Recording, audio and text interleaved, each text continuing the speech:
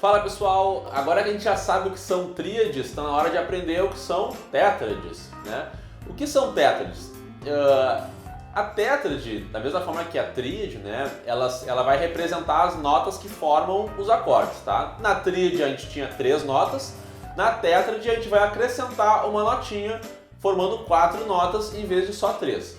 Que nota é essa? A gente sabe que na tríade a gente tem o primeiro grau, a terça e a quinta. A gente sempre estava falando da primeira, terça e quinta. Às vezes a terça era maior ou menor, a quinta podia ser justa ou aumentada, diminuta, mas era sempre primeira, terça e quinta, né? Na tétrade, qual é a nota que a gente vai acrescentar? A gente vai acrescentar, a quarta nota, né, vai ser a sétima, tá? Então a sétima vai, quando eu tenho primeira, terça, quinta e sétima, eu tenho uma tétrade, tá? Bom, se a gente for pensar um pouco já nas combinações de tríade que a gente tem, das opções de tríade, a gente já pode ver que a gente vai ter várias opções diferentes de tétrade, né? Se tu vê uma cifra, por exemplo, que tem um acorde menor com sétima, vamos supor, Ré menor com sétima, né? Olhando para ele, a gente já pode deduzir que se trata de uma tétrade. Por quê? Porque o Ré menor é um acorde menor, então tem uma tríade menor.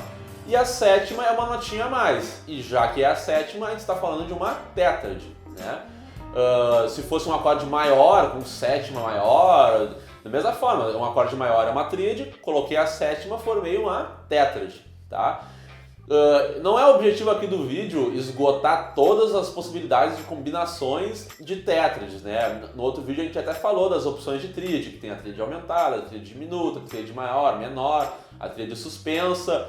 Se a gente for pegar todas essas tríades e combinar com as opções de sétima que a gente tem, porque a sétima também pode ser maior, menor, né, etc., a gente vai ter uma vasta gama aí de combinações de tétrades diferentes. Quando a gente vai ver os livros e as literaturas, muitos deles pegam a tétrade e já começam a fazer uma fumaceira de combinações de tétrade isso e tétrade aquilo e chamar de vários tipos de tétrade. Na realidade isso mais confunde do que ajuda. Por quê? Porque não adianta ficar decorando o nome de cada tétrade baseado na combinação que forma.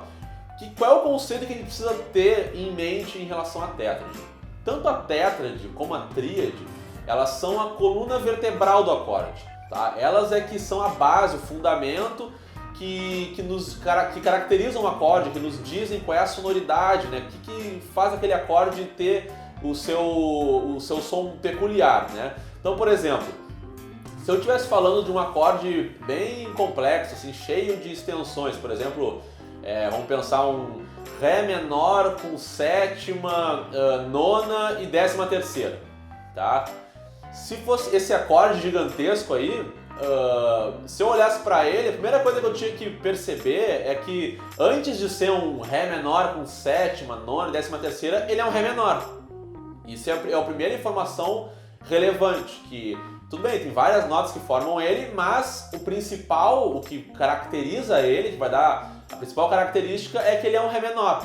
E como é que eu sei que ele é um Ré menor? Porque ele tem uma tríade menor, né? Ele tem uma primeira, terça menor e quinta justa. Olhando para esse acorde, por mais que ele tenha várias notas, já sei que ele é formado por uma tríade menor. Essa é a principal característica dele.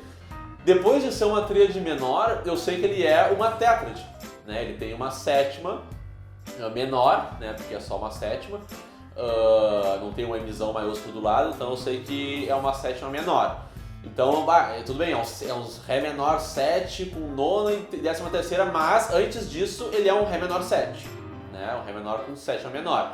Então, se eu fosse simplificar esse acorde, e isso certamente já deve ter feito quando pegou uma cifra complicada lá do Vinícius de Moraes, do Djavan, sei lá, que compositores que gostam de colocar acordes bem rebuscados assim, né? Que ficam bonitos, né? Mas às vezes tu não quer tocar todos esses acordes, não consegue, ou não quer memorizar todos eles, aí tu, eu quero ver a versão simplificada dessa música. Aí tu pega a versão simplificada, estão todos os acordes bem quadrados lá, né? É Sol, é Dó, às vezes tem uma sétimazinha, mas eles são bem simples, não são cheios de notas. Por quê? O que é essa versão simplificada? É trabalhar a tríade ou a tétrade, né? Tu pega um acorde lá cheio de notas, mas tu reduz ele ao básico, a sua forma mais básica, mais elementar, que é a tríade ou a tétrade dele.